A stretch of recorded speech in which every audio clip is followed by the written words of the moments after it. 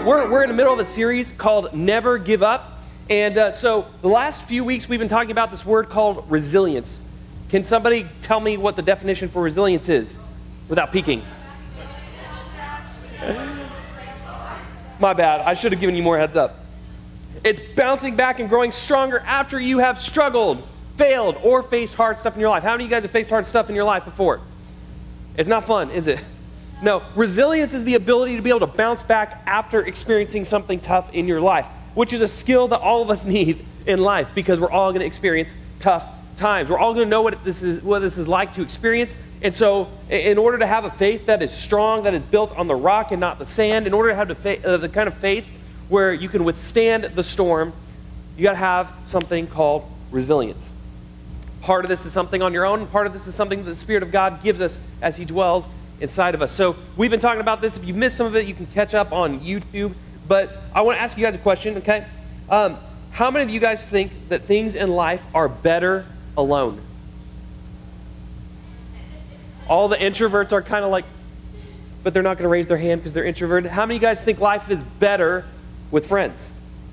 Okay, there you go. There's certain things in particular, too, that are really good to do with other people. How many of you guys, would you say you're like musicians or instrumentalists of some kind? Okay.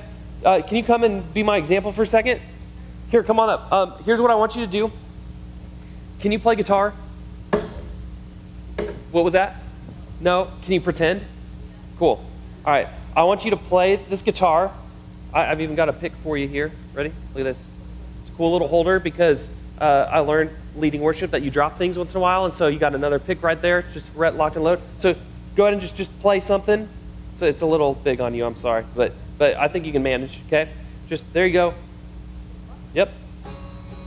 Yeah. All right, I want you to keep playing, okay? Keep playing.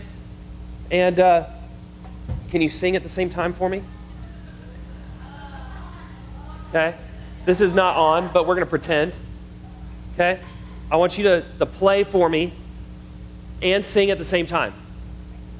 Like just anything. Go for it. Your favorite song. Sing Happy Birthday. You keep going. It's your birthday today? Happy birthday! How old are you today? 12. What's your name? Cooper. So we're going to sing Happy Birthday to Cooper. Okay? Because he's turning 12. Ready? Happy birthday to you. Happy birthday to you. Happy birthday to Cooper. Happy birthday to you. All right. So that means you're going to be in 7th grade next year, right? All right, sweet. So he's playing away. And while he's playing and singing at the same time, can you also play electric guitar for me? At the same time. This one's a little shorter. So there you go. Yeah, that's a good idea. I'll try not to strangle you here. Okay. There you go. I want you to play all of that and sing at the same time for me, okay? Don't drop it, though. That one's not mine, so I can't vouch for that one. Here, we'll make sure that doesn't fall. There you go. Okay? Go ahead and sing or talk while you're playing. And one other thing, while you're doing that, keep singing and playing. I know you're being a champ right now. Keep going.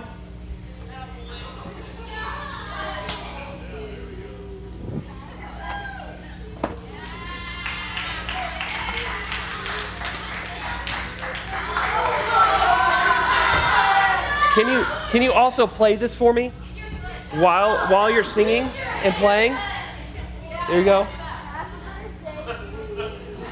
He's singing a happy birthday song. There you go. All right, give him a round of applause. There you go. I'm going to take this off you there. All right. That was actually pretty good. I was pretty impressed with how you were able to keep up with that. Do you still have that pick? Sweet. I'm going to drop one, so I'm going to need that later. All right. Now, you guys get the point of what I'm trying to say, right? What's the point? You got to have people. Somebody said it. You got to have people. There are some things that you just can't do on your own, right? Can you imagine if Cooper was up here leading worship all by himself? Like, that would have been very complicated. Like, there are very few people who can do like the one-man band thing, but they've got to have a special rig. And even then, it's not as full as like if everybody were like playing their individual part, right? And same is true in life. Like, there are just things better when you have friends with you. It's hard to go through life alone. And that's basically the point. I remember many times growing up that I would try to just do things on my own, right? I wanted to be like a one-man band, so I like learned guitar and then would have a keyboard set out in front of me and then would try to do a kick drum with my foot and like do the whole thing and sing at the same time. But then I realized I can't even like play guitar and sing at the same time very well, so trying to do like 4 instruments just doesn't work. But you know, I tried, you know, you can't fault me for that. But it's one of those things that sometimes you think you can do it on your own. Sometimes you convince yourself you can do it on your own because you saw somebody do it, or at least it seemed like they did it, and they were on their own, whatever it is. But the reality is you can't do things on your own. You have to have people in your life walking beside you. There's an interesting study that was done in 2020, and the study was it was surveying people, okay, so it was self-reported, but it asked people, like, if they're lonely, right? Well, what do you think that number was? How many people do you think, out of 5, how many do you think would say that they're lonely? Somebody said 3, somebody said 4, 3, 5, you think everybody's lonely? 2, the answer's 3. So 3 out of 5, so that's 60%. So just to put it in context for you, I've got a picture of the Pacers stadium. It's actually like a graphic. It's not like an actual picture, it's like a model. But how many of you have been to a Pacers game? Or you've been to a concert in that arena? It's now called the Gainsbridge thing. It's not Bankers Life anymore. I discovered that. But, okay, so imagine, see how many seats that is? Okay, 60% of that would be the highlighted portions right here. That would mean if you were to go to a Pacers game and all those seats were filled, then that's how many of them would be lonely in a crowd full of people. Isn't that startling? Or let me put it to you this way. Everybody to your left of AJ, so right here, you guys stay seated, okay? But everybody else here, stand up. Okay. Maybe have the back row sit down back there. Yeah, that's more, you can stay standing. That's more what a good representation would be like. That would mean of everybody in this room, that's how many would say, I'm lonely. Okay? Isn't that startling? Like, that's crazy. Okay, you guys can have a seat. So, this says something, okay? The fact that this many people self-report that they are lonely, and probably one of the most connected times of all history, is startling. Like, it means something's wrong, right? If everything were going right, then 60% of people wouldn't be saying they're lonely. That's pretty incredible. So, if 3 out of 5 people say that they suffer from loneliness, then how do we solve that problem? I think it stems from the idea that we think we can do it all on our own. I think that's why many of us, we pull away when life gets tough, right? How many of you know somebody who's been like this, or maybe you yourself, but things got really tough, and so they just kind of pulled away. Like, sometimes it's like a self-defense mechanism. We just pull away because it's hard to deal, but other times it's just because we don't feel like we feel like we have to do it on our own, and when we don't measure up, then we feel like failures, so we kind of pull away. And this causes us to also hold things back from other people, right? We don't let other people in on how we feel. Most people won't say that they're lonely, right? They wouldn't say that they're lonely, but they'll answer an anonymous survey saying that they're lonely. Let me say that again. Most people, if you just walk up to them and ask, like, hey, are you lonely?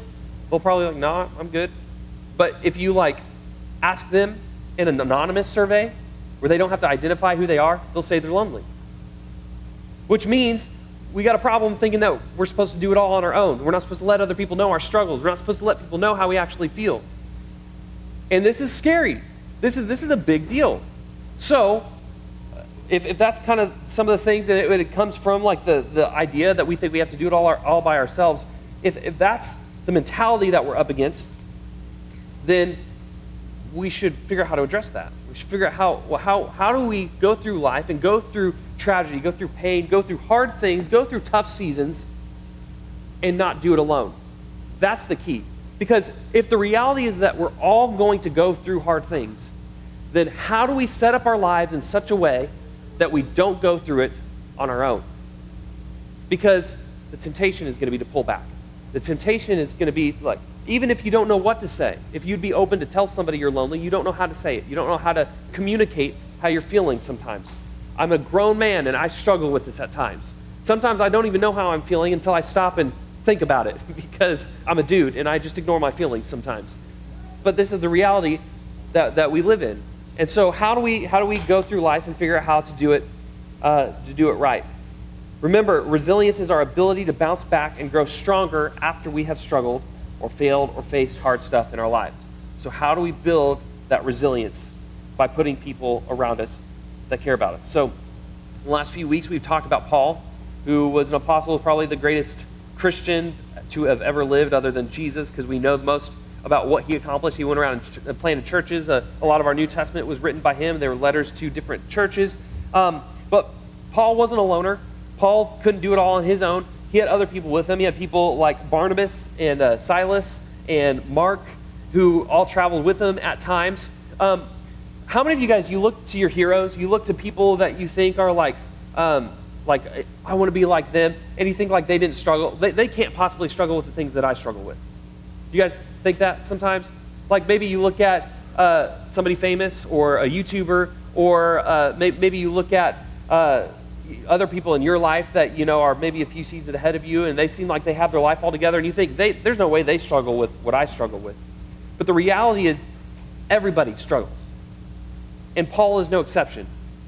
He didn't always get along with everybody, right? He had his own disagreements with people at times.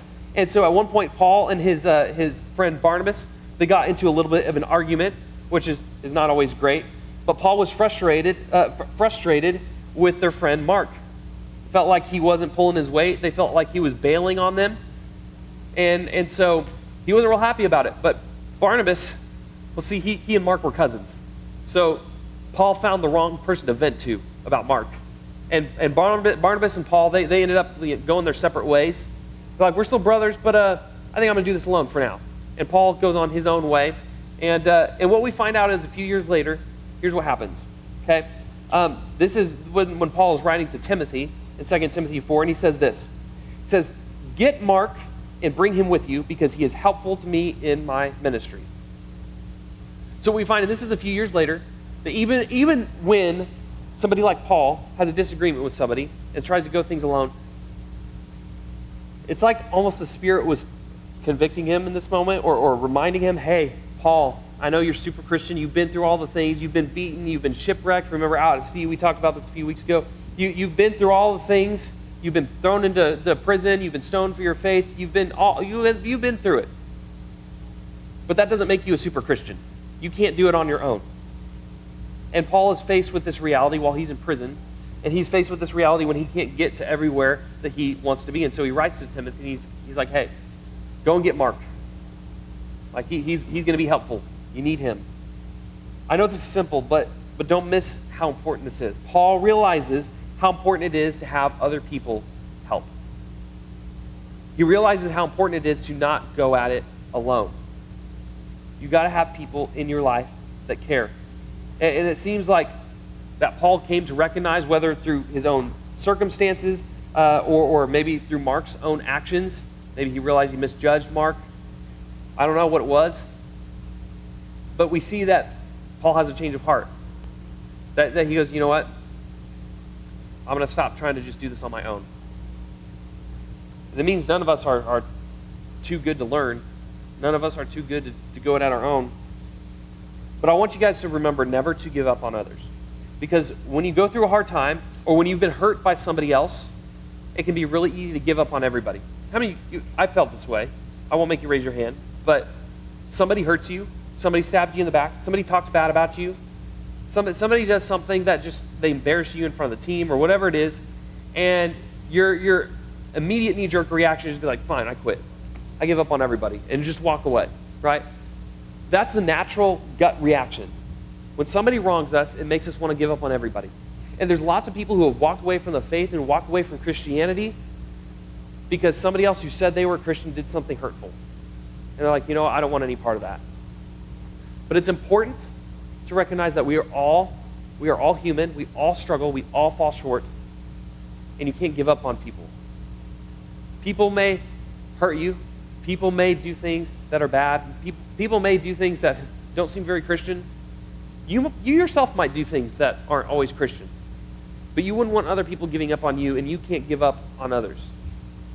We are all in this together if we claim the name of Jesus.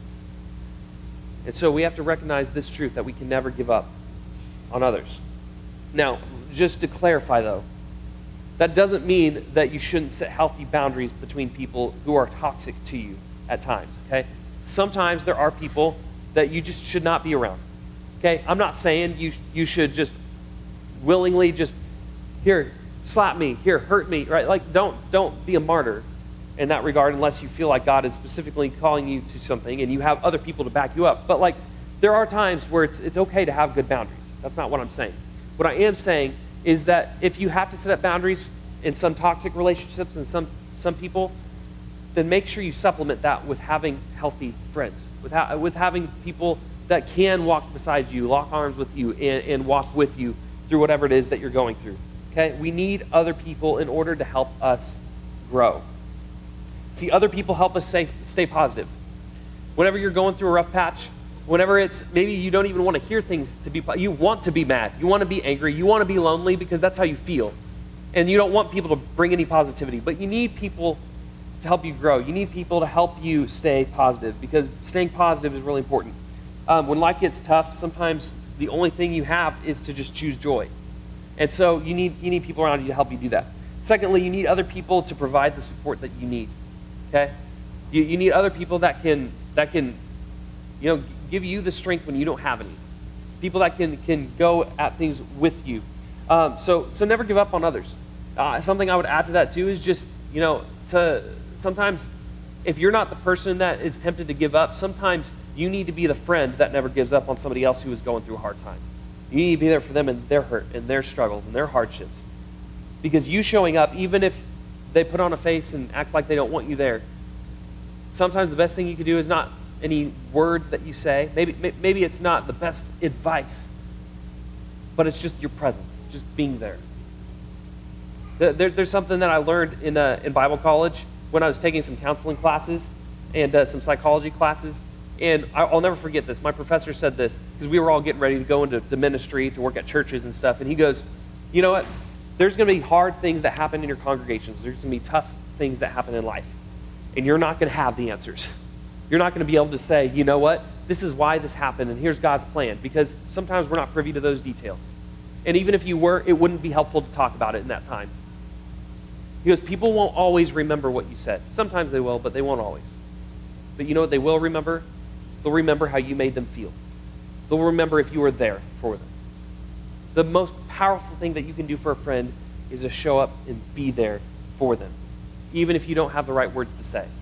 So don't be afraid of being there for people in their tough moments. Never give up on others, whether that's you going through the hard time or your friends. So the application would be just the same this week as it's been all the other weeks of this series.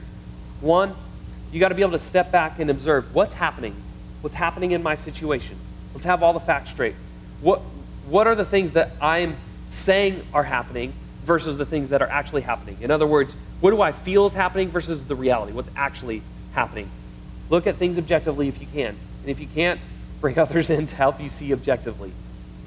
What's happening right now? Take time to recognize what's really going on in your relationships. Why are you feeling lonely? Have you been pulling away because you're going through something, or is there something else going on? Start being real about where you're currently at and let other people in. Secondly, remember what's true no matter what. Even if you have had somebody that hurts you, you have a Father who never will. You have a Father who is with you, who loves you, who has been through the thick of it himself, who's not unable to sympathize with our weaknesses and our struggle.